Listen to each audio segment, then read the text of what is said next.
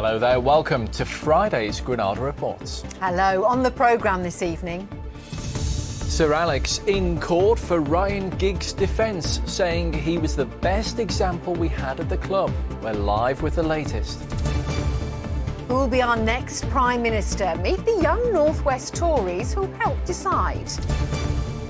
Welcome in the Northwest, the rugby players from Sicily from a club targeted by the mafia. How Lottie's duet with her favourite pop star made her hit at the carnival and on social media. Wow! How am I doing this? Climate change has meant this rhubarb's being moved to the north. A special report from a stunning RHS garden. And in the weather, why did the partridge cross the road? Well, find out where the rhubarb went, of course. That and to check out the weekend forecast. I'll be back with the details later on. It's all of that coming up, so please stay with us. First tonight, Sir Alex Ferguson has told the Ryan Giggs trial he never saw his former player lose his temper, and the striker was the best example at Manchester United. The ex-manager was giving evidence for the defence at Manchester Crown Court, where Giggs denies charges of controlling and headbutting his former girlfriend. Elaine Wilcox is there for us. Elaine. Yes, a smiling Sir Alex Ferguson said he first met Ryan Giggs when he was 13, and he said he was training for Manchester City and it was his job to persuade him to move to Manchester United, which he did when he was 14. He said he was a quiet boy and he promised his mother he would look after him. He said by 17 he was already being described as the next George Best, and he said he took control of all his media interviews because there was such attention for him. And he said Sir Alex, who is now 80, who is well known for his hairdryer treatment of former players, was asked about Ryan Giggs' temperament, and he said it was fantastic. He said, when I lost my temper about a performance, I would use Ryan as an example. Sometimes he got the sharp end of my tongue, but he was strong enough and could take it. Everyone else would think if Ryan Giggs can take it, I can take it. He said to have a career like he had in a difficult position, he had to have a good temperament. He said he was the best example I had in the club. Everyone looked at Ryan as the number one. Now, Sir Alex said he was in court for just 10 minutes, but not at one point did he look at Ryan Giggs, who was sat in the dock. Then we heard from Karen Baird. Now, she is the chair of Salford City FC, which is part owned by Ryan Giggs, and she told the court he was a gentleman, one of the calmest people she has ever met, she said. She said he had no issue with alcohol, and at last Christmas party he was dancing on a chair with Gary Neville and he was happy. Now, earlier the jury was read Kate Greville's final goodbye letter to Ryan Giggs. In it she said he was a compulsive liar and a serial cheat, and she listed details of 8 alleged affairs with other women, talking about a threesome and an affair he's alleged to have had with a cricketer's wife. She accused Ryan Giggs of arrogance and showing her a complete lack of respect throughout their 6-year relationship. Now, Ryan Giggs has already told the court he has never been faithful to any of his previous partners, including his wife, but he says he's never been violent and denies being controlling. And this trial will continue next week. OK, Elaine at Manchester Crown Court, thank you. Next, the battle for number 10 has tussled its way into the North West this evening. The Tory MPs in the race to replace Boris Johnson are campaigning to party members in Manchester. It's the only hustings event taking place in the region, so Rishi Sunak and Liz Truss will be eager to gain support as they vie to become the next Conservative leader. Our political correspondent Leisha McNally is live there for us tonight. Leisha. Yes, good evening, Andy. The party faithful are starting to take their seats in the convention centre behind me. You may be able to hear some of the protesters who've gathered outside the entrance downstairs as things kick off in just under an hour's time. Now, neither Rishi Sunak nor Liz Truss were going on camera today to take any questions from journalists, but both have been setting out their stalls in a little bit more detail. Rishi Sunak announcing plans to improve access to NHS dentists and grant more powers to Greater Manchester Police. Meanwhile, Liz Truss has promised better investment zones and vocational training for the region. But when questions do get going in there today, you can bet that the cost of living crisis will come up very quickly. We've spent the week talking to people all across the region, and it's the very first thing they tell us about, whether they have a say in this race or not. The Cherry Tree Youth Project puts on a brave face for their community, giving kids on this estate in Romilly a place to learn new skills, to have fun, to be fed. But times are tough.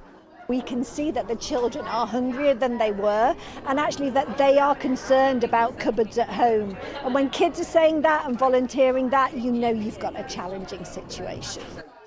Some funding here comes from the government's holiday and food programme. But as the cost of living crisis worsens, its founder is worried that more people need help than get it. Today we've fed over 40 kids so far, and probably a third of these aren't entitled to free school meals. So more needs to be done to make sure that we're supporting those who are missing out. And as the Conservative leadership race runs on, staff want to hear more from both candidates about how they plan to help. I don't think they've really understood the struggles of working class people in more poverty-stricken areas. I really think that with the cost of living increase, that they should be looking more to help with community outreach, different little community projects like ours. And I really think they should look around and see that not everyone has their privileged lifestyle. They may have views, but they don't have a vote. Instead, it's Conservative Party members like these in Manchester who are tasked with choosing their new leader and your new Prime Minister. So how are you going to make your minds up? So for me, it's going to be about the cost of living, who's got the best plan to address the cost of living. I think that is the most important issue for people in the country right now. It's offering targeted support to sort of the most vulnerable in society. I think across the board tax cuts just going to fuel further inflation. Integrity and honesty above all else. Without those two characteristics, you're not going to be able to bring people with you. So what have you all made of the race so far? I wish the MPs sort of hadn't shafted the membership to some extent and left us with two MPs who were continuity from the previous government. It would have definitely done us a lot of favours at the next election if we were able to sort of definitely differentiate ourselves from the previous government.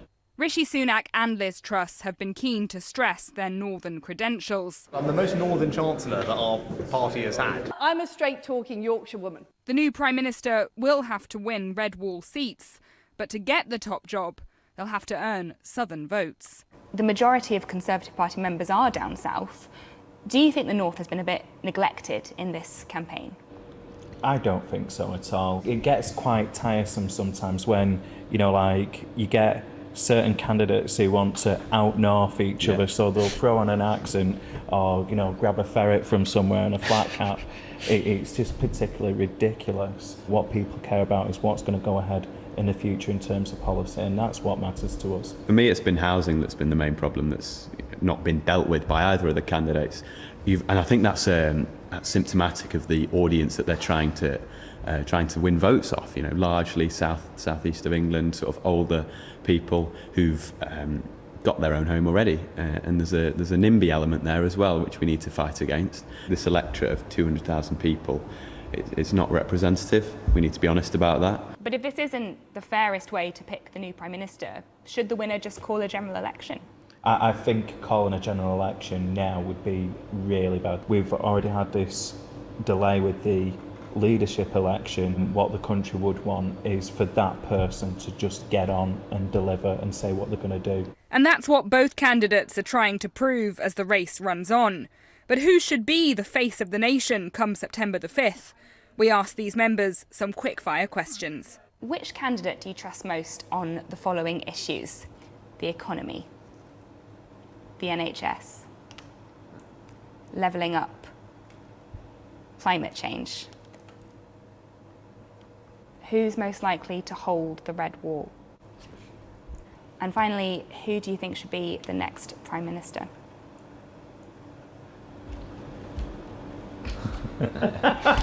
I'm still undecided, but I'm going to listen closely tonight. Liz Truss and Rishi Sunak have just 2 more weeks to win over undecideds like Liam and prove why they're the ones to trust in number 10 at this crucial time for our country. Maybe using masks is the best way to vote. So, Leisha, it's not a short process. What are the next stages in this contest? Well, this is hustings number 9 of 12, and the new Prime Minister will be announced on September the 5th, just as MPs return to Westminster from their summer recess. But whoever it is, they'll really have to hit the ground running. We'll have just had the new energy price cap announced, inflation's in double digits, and the NHS could be headed for a really difficult winter. So a baptism of fire for whoever takes the top job. They'll have just 2 days in Downing Street before facing MPs for their first Prime Minister's questions. Questions which you can bet will be a lot less friendly than any they're likely to hear in there tonight. Leisha McNally in Manchester, thanks very much for that. Very noisy in Manchester tonight. Well, the other big political story tonight is in Liverpool, where the city's mayor's at loggerheads with the government after another critical report on how the council is run. Ministers say they're minded to give more control to commissioners who already oversee parts of the authority's operations. Anna Yosef has more details. Time for a rethink. Today's report reveals there are still serious shortcomings at Liverpool City Council and progress has been slow. The government wants further intervention, including the appointment of a 5th commissioner. It's a move the city mayor questions. So I'm not sure I agree with further intervention. I agree that we're in a very difficult position, particularly in terms of our finances. We don't have a director of finance. Our budgeting process is not underway, that we need to be underway, and we are experiencing a budget gap over the next couple of years. Now, that's not peculiar just to us. Many local authorities are in the same position, but it's really difficult for us without a director of finance. And so actually, I think that's what we should be focusing on. It's been over a year since the commissioners were brought in. The City Council is still hemorrhaging money. Isn't this just a case of throwing good money after bad? I agree. I'm really concerned about the cost of the intervention. So it's coming up to be £7 million in March. We're paying for a lot of interims and consultants because we can't recruit to the positions. But I'd prefer us to spend our money on addressing that, because we're being set up to fail if we can't deliver because we don't have the capacity. It doesn't give me any pleasure whatever to have to appoint someone to oversee the financial management, but it's necessary for the people of Liverpool as much as anyone else. This spring, the council failed to extend its energy contract, a mistake that could cost the city an extra £10 million. So for some, further intervention is inevitable and necessary. I agree with them, and what they're proposing today is absolutely inevitable. What we've got being run in this building behind us is the worst council in England. There are green shoots of recovery, but they're not recovering at anything like the speed we need to deal with the huge problems that Liverpool faces. The government's also setting up a strategic futures advisory panel to plan for Liverpool's revival as a city. It'll be chaired by the regional mayor. So this panel isn't another PR exercise, it's not just another band-aid. You actually think you can affect change? Well, you only have to look at the membership of the panel to see that it's a serious attempt to look at the future of an area like Liverpool and to ensure that it can punch above its weight in the future. We've got a global brand, Liverpool. It's known everywhere you go. And yet we're not seeing the levels of investment coming into the city that we need to take it forward. And that's what the panel will do. It'll look at what we need to do to pull that together. After turbulent times, could the tide be about to turn for Liverpool City Council? Anna Yosef, ITV News. This evening's other news, and police have arrested a man on suspicious of sexual assault and abduction of a 6-year-old girl in Greater Manchester. The girl was taken in Droylsden on Wednesday. She was reunited with her family a short time later. Detectives say a 23-year-old man is being questioned. The GMB union says the bus dispute at Arriva Northwest is over. Its members have accepted a pay rise of more than 11% after 5 weeks of industrial action. The company has thanked its passengers for their patience. Now, here's Lucrezia with details of what's coming up on the ITV News. Warnings of a humanitarian crisis in the UK this winter. Health leaders plead with the government to act amid fears that soaring energy prices will lead to more deaths and unbearable pressure on the NHS. Jailed for life, the man who murdered his bride on their wedding night. Sir Alex Ferguson gives evidence at the Ryan Giggs trial. And supermodel Linda Evangelista, who says she was disfigured by cosmetic surgery, back on the cover of a magazine. Join me for those stories and more at 6:30. On to sport, and Manchester United manager Erik ten Hag has called on fans to fight together as they plan more protests against the club's owners. After a week when Sir Jim Ratcliffe announced he'd be interested in buying United, supporters will protest against the Glazer family ahead of Monday's Premier League clash with Liverpool. I can only say the owners want to win, and the fans, we want them behind the club, and I can understand sometimes, but I'm not that long in the club that I can see all the backgrounds, but we have to fight together, so we have to be unified and fight together. Two rugby clubs, thousands of miles apart, have been brought together in defiance of the mafia. After Sicilian club Briganti Librino was attacked by arsonists, Bolton Rugby Club flew their players to England for the experience of a lifetime. A chance to meet the international superstars at Sale Sharks. Chris Hall was there. A Bolton welcome for Briganti, whose journey has had many bumps in the road. The last bus they had was torched, and their clubhouse too. So Bolton Rugby Club gave them a break from the mafia and threw them in with the Sharks. Super proud. You know, there's been a few tears. We were initially going to try and buy them a minibus, and then they said, great, but we'd rather come over to England and see you guys in Bolton. Their pictures are like rocks and sand, and so it's like great to even like be on a nice pitch. It's like a dream. We are a small rugby club in a small neighborhood in Catania, in Sicily. So we never thought that actually what we do could have such an impact.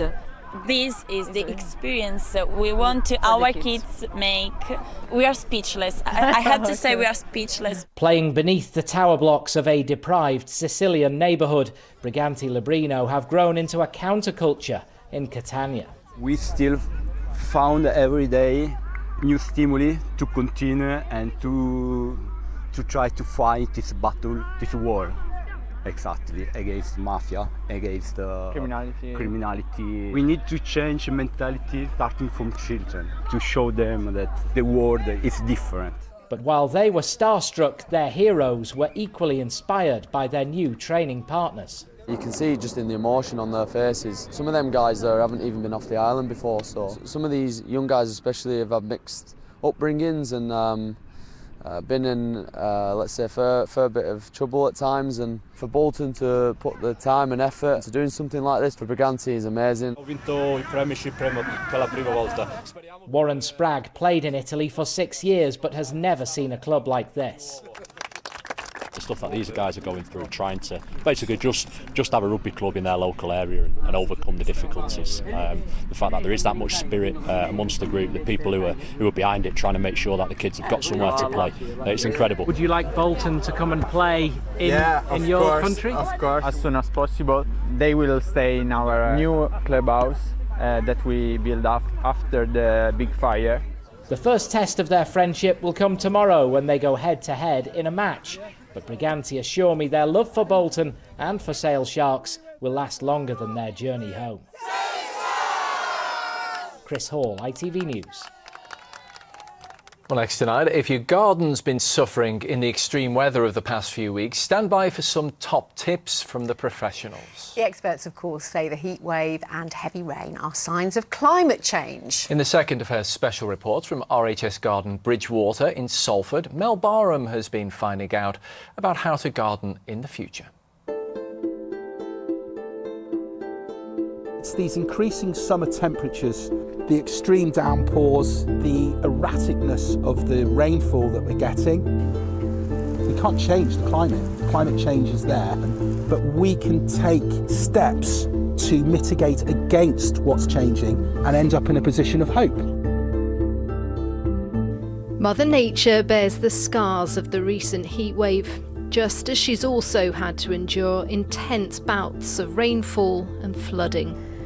Combating that extreme weather can be a challenge even for a professional garden like this, and despite all those complex irrigation systems and a team of people on hand to water, you can see here how these plants have really struggled in that recent blistering heat.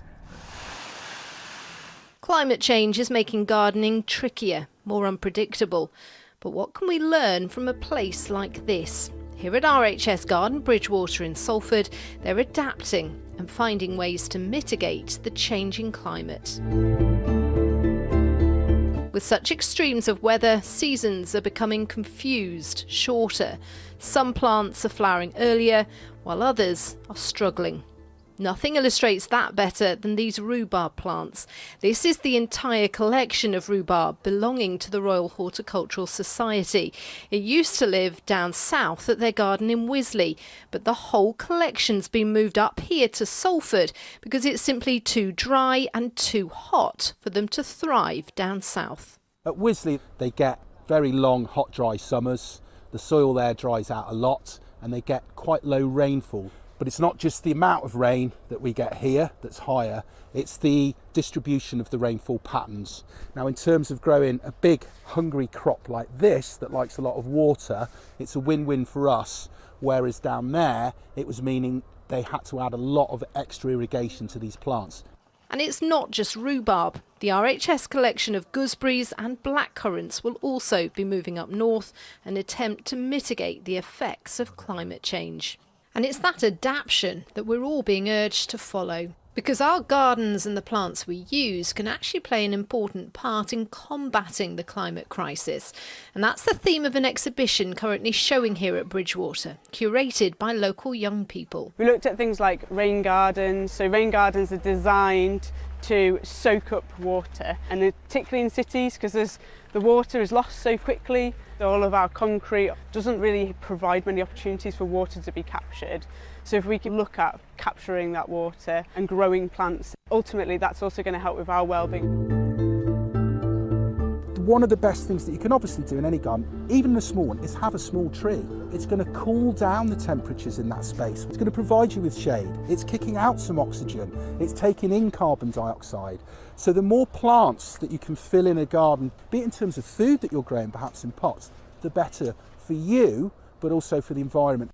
But that's not the only advice, because here at Bridgewater there's a handy example of just how we can alter our gardens in light of the changing climate. This garden, designed for COP26, takes you through a journey of where we are now to a garden of the future. So we've got a lot of the common problems that you see in gardens all put together in one awful medley around us. We've got astroturf. We've got lots and lots of concrete paving here with all the water runoff going straight that way, causing flooding. Then we move into mitigation. So these are some of the things that you can do to help around the garden. We've got really nice water catchment, which is imperative in any garden. And then we've got things like this. So we've got this area of hard landscaping, which water will run off, but it has holes put into it with plants in them, so you're actually capturing some of this water and reusing it. So it's killing two birds with one stone. It's stopping runoff, but it's also watering our plants. And then you move through into mitigation. So these are the sorts of steps that we can take to alter the future climate change, and then you end up in this garden that's about balance and harmony. Hopefully this is what the future should look like in an ideal world. So we've got areas where we can capture water, which is good for birds to drink from. We've got really nice planting schemes, wildflowers. You can see there are bees on here now, growing vertically, food. We've got cooling woodlands areas, and of course somewhere to sit. The last few weeks of searing heat and torrential downpours have already given us a window into the future, but here at Bridgewater the message is one of hope, that we can do our bit to mitigate the climate crisis, a greener future, with the help of some green fingers. Mel Barham, ITV News, Salford. much greener than mine. Finally, imagine getting the chance to sing your favourite song with the pop star who made it, then going viral. Well, that's what happened to 7-year-old Lottie Tutt when she went to the Manchester Caribbean Carnival last weekend. Now she's a global celebrity. Tasha Kachiri has been to meet her. This is the moment Lottie's 6 weeks holidays got interesting. I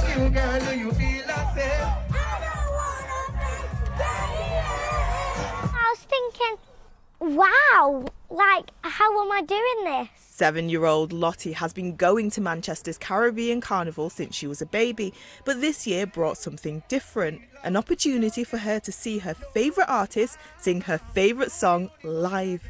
Were you excited to see him at Carnival? Yes, that's the only reason I went. I was crying inside.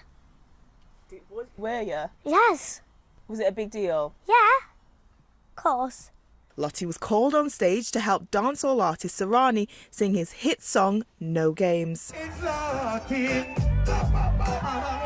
She is definitely the star. She took over the entire show with about a minute and a half of her presence. It's insane. Within hours, the video of the performance went viral and now has amassed more than 6 million views on social media. I've sat with Lottie and we've looked at all the comments that were put on TikTok, and everything has just been so lovely, like so supportive, and it's just been a really nice experience. Sarani was so impressed by Lottie that he invited her and her family to spend a day with him in London. We had on No Games. He was really nice. I don't wanna play games. No games. I think it's really nice now, because when they were first asking me, I was like, what's going on? But now I know what's going on and I know how it feels. So I just... To be famous? Yeah, and I just love it. Lottie's taken her new celebrity status in her stride and is keen to see her new friend again. Tasha Kachiri, ITV News, Manchester. Definitely a star in the making, I think, there. Well done, Definitely. Lottie. Let's check out the weekend weather now. Here's Emma. Why do I need a shower? I've been out in the rain. The faster you go, the sooner you'll be out. You'll save water too. United Utilities sponsors ITV Granada weather. Hello there, very good evening to you. Well, the weekend is here and Woody has got that Friday feeling. Yes, he looks absolutely full of beans there. Wonder if he's going to growl at himself again, Janet, as he did last time he was featured on Granada Reports. Check out Twitter for the video, it really is rather funny. I don't think we're going to be needing to cool down at all this weekend because temperatures are around about average, about where they should be for the time of year. Also, there'll be quite a bit of cloud around for some of us and rain at times too. Rather changeable then, but tomorrow is probably going to be the better day of the two in terms of dryness for the weekend. So let's take a look at the details, see what's happening. And up to the northwest, cast your eyes here. You'll see this system which drops steadily and rather scrappily south and southeastwards there. So that'll bring us some showers on Saturday, but also brighter spells as well. It's really on Sunday, more in the way of cloud and rain as well, before Monday when another system moves through, but actually a little bit of a question mark over that, so we'll keep you posted. Rewinding to the next few hours, any showers should die away this evening. Skies largely clearing overnight before cloud begins to increase, just pushing across the Isle of Man and into these coastal fringes by Saturday morning. Temperatures holding up under the cloud, a little bit fresher weather, a clearer spells. Sun's up tomorrow at 5:58 and sets at 8:30. And actually it's going to be quite a bright, fine start to the day, but quickly there will be some cloud and showers bubbling up, but still brighter spells in between. And you can see a more consolidated band of cloud, showers and rain there up to the north and west. I think it's going to be the evening time before we see that, but actually turning breezier during the day too. And then on Sunday we see more cloud pushing in from the southwest and some rain and showers as well. Bye-bye. United Utilities sponsors ITV Granada weather. Who'd have thought we'd be pleased to see rain? I know. We're back after news at 10 tonight. There is plenty more on our website, of course, including the mural of one of our lionesses that's appeared on a pub in her hometown. All the details online now. And so it should. For now, thanks for watching. Have a good weekend. Bye-bye.